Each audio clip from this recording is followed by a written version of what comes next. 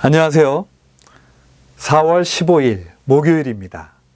오늘은 느헤미야 2장의 말씀을 함께 살펴보도록 하겠습니다. 기도하시겠습니다. 하나님 아버지, 지난 밤 함께하여 주시고 귀한 하루 맞이하게 하심에 감사드립니다. 오늘도 허락하신 말씀을 읽고 묵상할 때에 말씀이 이해되게 하여 주시옵시고 깨닫게 하여 주셔서 말씀 가운데 살아가는 하루 되게 하여 주시옵소서. 예수님의 이름으로 기도합니다. 아멘. 오늘의 묵상 본문은 느헤미야 2장 11절부터 20절까지입니다. 나는 예루살렘에 이르러 거기에서 사흘 동안 쉬고 나서 밤에 수행원을 몇 명 데리고 순찰을 나섰다. 하나님이 나의 마음을 움직이셔서 예루살렘에서 일하도록 하신 것을 나는 그때까지 어느 누구에게도 말하지 아니하였다. 나에게 짐승이라고는 내가 탄 것밖에 없었다. 밤에 나는 골짜기 문을 나섰다. 용샘을 지나 거름문에 이르기까지 예루살렘 성벽을 살펴보니 성벽은 다 허물어지고 문들도 모두 불에 탄 채로 버려져 있었다. 샘문과 왕의 연못에 이르렀을 때에는 내가 탄 짐승이 더 나아갈 길이 없었다. 그래서 그날 밤에 나는 계곡을 따라 올라가면서 성벽을 둘러보고 다시 골짜기 문을 지나 되돌아왔다. 그때에 내가 유다 사람들이나 제사장들이나 귀족들이나 관리들이나 그 밖에 직책을 가진 어느 누구에게도 이것을 말하지 아니하였으므로 관리들은 내가 어디를 다녀왔는지 무엇을 하였는지 아무도 알지 못하였다. 이렇게 돌아보고 난 다음에 나는 비로소 관리들에게 말하였다. 여러분이 아는 바와 같이 우리는 지금 어려움에 빠져 있습니다.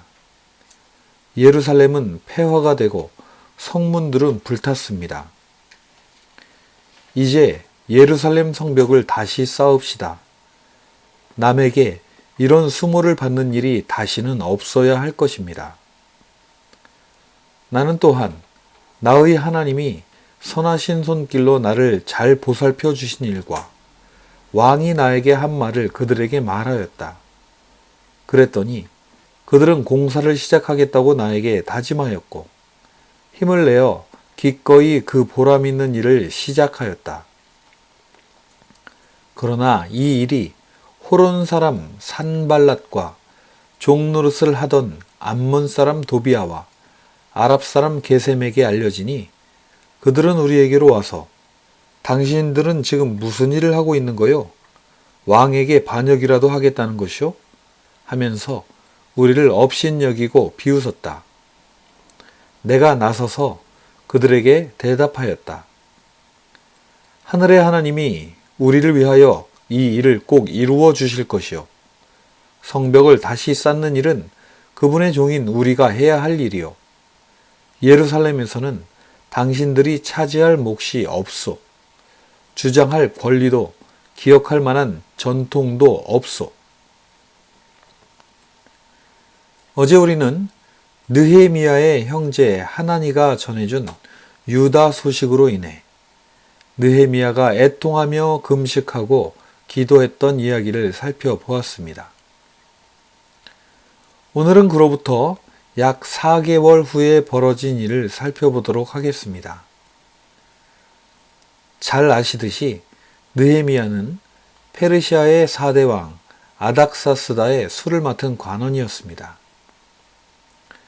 인터넷 백과사전인 위키피디아에 보면 아닥사스다는 에스더의 남편으로 알려진 아하수에로의 아들 가운데 한 명이었습니다.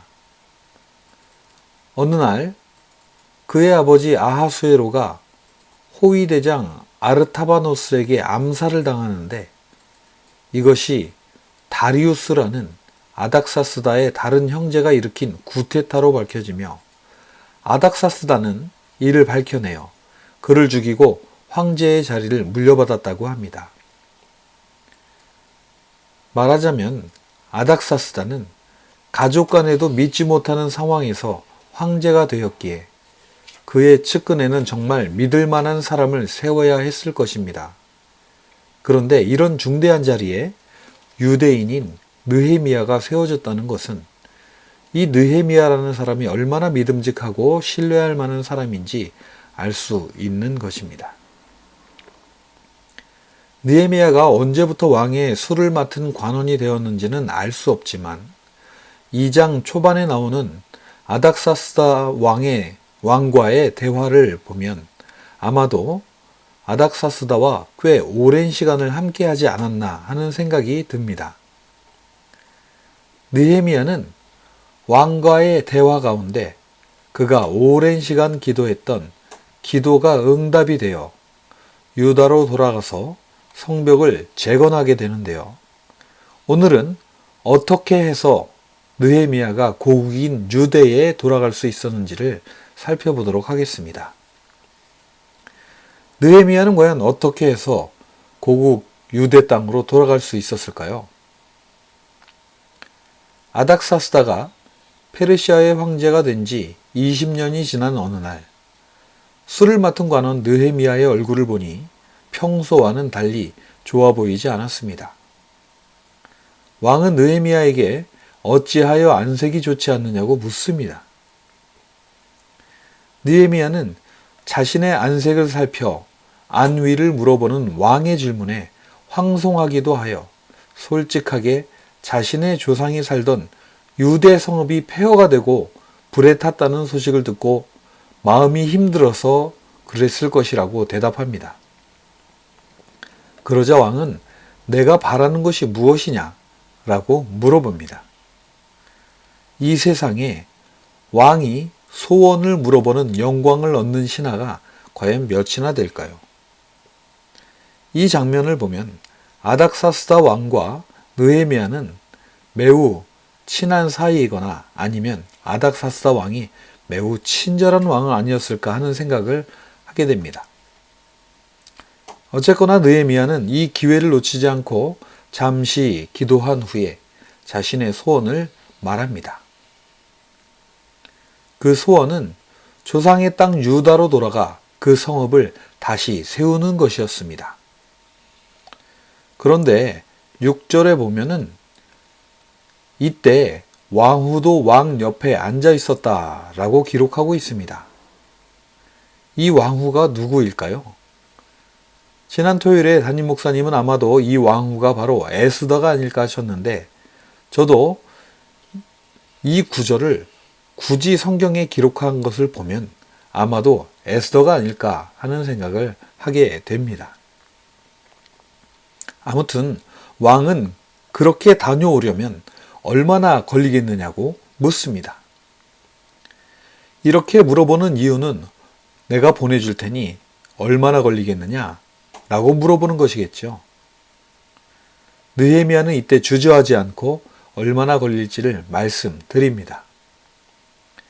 그러면서 거기에 더하여 자신이 잘 다녀올 수 있도록 유프라테스 서쪽 지방의 관리들에게 친서를 보내주시고 또한 나무를 공급받아 성벽을 쌓을 수 있도록 왕실 숲을 맡은 아삽에게도 친서를 내려달라고 합니다.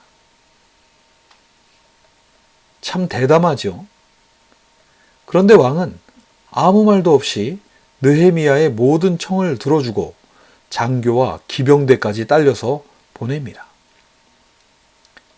13장에 보면 느헤미야가 유대에 있은 지 12년 만에 다시 왕을 뵈러 갔다 돌아왔다는 기록이 있습니다. 그렇다면 느헤미야는 왕에게 12년이나 되는 기간 동안 다녀오겠습니다 라고 했을까요? 그리고 이렇게 긴 기간을 만약 허락받았다면 느헤미야는 정말 왕으로부터 엄청난 신임을 받았던 사람이었던 것 같습니다. 아무튼 느헤미야는 유대로 갑니다. 왕의 친서를 가지고 갔으니 유프라테스 서쪽 지역에서는 무사 통과였겠지요. 하지만 이 소식을 듣고 좋지 않게 생각하는 사람들도 있었습니다. 그들은 바로 이스라엘이 회복되는 것을 원치 않았던 사람입니다. 유다에 도착한 느헤미야는 무엇을 했을까요? 첫 번째로 사흘간 쉼을 갖습니다. 페르시아의 왕궁에서 유다 땅까지는 에스라에서 살펴본 대로 에스라가 유대로 돌아간 기간만 4개월이었습니다. 그리고 에스라도 역시 사흘간 쉼을 가졌다라고 기록하고 있고 여기서도 사흘간의 쉼을 가졌다라고 기록합니다. 그런데 왜 굳이 사흘간의 휴식 기간을 이렇게 기록을 하고 있을까요? 에스라도 물론 그랬겠지만 그들에게는 사명이 있었습니다. 사명을 빨리 시작해도 좋고 그것 또한 매우 중대한 일입니다. 하지만 쉼이 없이 바로 시작한다는 것은 조급함을 나타내는 것입니다. 조급하다면 그것은 하나님을 믿지 않는다는 뜻이겠죠. 예수님께서도 제자들이 전도 여행을 마치고 돌아오자 그들에게 떨어진 곳에 가서 쉬라고 말씀하셨습니다. 두 번째로 느헤미야는 순찰을 나갔습니다. 그런데 느헤미야는 밤중에 아무도 몰래 몇 명의 수행원만 데리고 나갑니다. 짐승도 느헤미야가 탄 것 외에는 없었다고 합니다. 그리고 그는 무너진 곳을 직접 확인하고 돌아옵니다. 유대인의 지도자들은 느헤미야가 왜 왔는지 소문을 들어서 어느 정도는 알고 있었지만 정확히는 몰랐을 수도 있습니다. 그리고 그들은 새로운 유다 총독 느헤미야가 어떤 사람인지 매우 궁금할 것입니다. 그런데 느헤미야는 휴식을 가지며 별다른 이야기가 없습니다. 아마도 유대의 지도자들은 이런 느헤미야를 보며 매우 긴장하고 있었을 수도 있습니다. 느헤미야는 성벽 공사를 시작하는 데 있어서 알아야 할 두 가지 중요한 것을 놓치지 않고 있었습니다. 첫째는 현장에 대해서 누구보다 잘 알고 있어야 하는 것이고, 둘째는 현장을 공사할 그 사람들의 마음을 얻어야 하는 것입니다. 현장에 대해서는 직접 시찰을 나가보면 알 수 있는 것입니다. 하지만 현장을 공사할 사람들의 마음을 얻는 것은 그리 쉽지만은 않은 일입니다. 만약 느헤미야가 오자마자 사람들을 불러다가 상황을 보고받고 유대의 지도자들을 몰아붙이며 잘못을 탓했다면 아마도 성벽 공사는 시작도 못하고 끝났을 수도 있습니다. 하지만 느헤미야는 충분한 휴식을 취하고 성벽 현장을 직접 둘러보며 현장에 대한 감각을 익힙니다. 그리고 이 모든 일을 가지고 묵상하며 아마 기도하였을 것입니다. 그리고 나서 느헤미야는 지도자들을 부릅니다. 그리고 이렇게 말합니다. 여러분이 아는 바와 같이 우리는 지금 어려움에 빠져 있습니다. 예루살렘은 폐허가 되고 성문들은 불탔습니다. 이제 예루살렘 성벽을 다시 쌓읍시다. 남에게 이런 수모를 받는 일이 다시는 없어야 할 것입니다. 느헤미야는 친절하게 그들이 지금 어려운 상황에 처해 있다고 말해줍니다. 또한 다시는 수모를 당하지 않도록 성벽을 다시 쌓자고 말합니다. 저는 여기서 느헤미야의 사람 됨됨이를 보게 됩니다. 그는 성벽이 무너져 있는 것이 유대 지도자들의 탓이라고 몰아붙이지 않습니다. 그리고 이것은 그 누구도 해결하기 힘든 어려운 상황이라고 말해줍니다. 또한 그는 이로 인해 그들이 당했던 수모를 자신도 공감하며 다시는 이런 수모를 겪지 않도록 성벽을 쌓아 그 문제를 해결하자고 해결책을 제시합니다. 우리가 지금 수요예배 때 배우고 있는 공감에 대해서 이보다 훌륭한 실천자는 없을 것 같습니다. 그리고 이어서 느헤미야는 자신이 이곳까지 어떻게 오게 되었는지, 또한 하나님께서 그를 어떻게 도와서 왕의 신임을 얻게 되었는지를 말하며 그들에게 용기를 줍니다. 자신들의 마음을 알아주는 지도자, 그리고 그것을 해결할 힘을 가진 지도자, 그런 지도자를 만났으니 유대에 살던 지도자들은 얼마나 힘이 났을까요? 그들은 공사를 시작하겠다며 다짐을 합니다. 그리고 성벽 공사는 시작됩니다. 하지만 좋은 일에는 늘 힘든 일도 따라오기 마련인가 봅니다. 이렇게 순조롭게 공사가 시작이 되었지만 이 일은 당시 사마리아 지역의 총독에게 알려지고 그들은 이 일이 반역이라고 비꼬며 비웃습니다. 하지만 느헤미야는 유대 지역의 모든 사람들을 대신하여 대적들에게 대답합니다. 이것은 하나님께서 시작하신 일이며 이 일은 하나님의 종인 우리가 해야 할 일이고 당신들과는 아무런 상관이 없다. 그렇습니다. 느헤미야는 과연 유대인들의 마음을 알아주는 사람이었고 그들을 이끌어줄 지도자입니다. 그리고 그들의 말을 대신해줄 대변인이었습니다. 오늘 우리는 어떻게 해서 예루살렘의 성벽 재건 공사가 시작되었는지를 살펴보았습니다. 하나님은 느헤미야라는 한 사람을 세워 무너진 성벽을 다시 세우고 하나님의 도성을 재건하기 원하셨습니다. 느헤미야는 왕의 옆에서 편하고 풍요로운 삶을 살 수 있었지만 모든 것을 버리고 폐허가 된 유대 땅 예루살렘을 선택했습니다. 그리고 그곳의 사람들과 아픔을 공감하며 무너진 예루살렘을 다시 세우고자 하였습니다.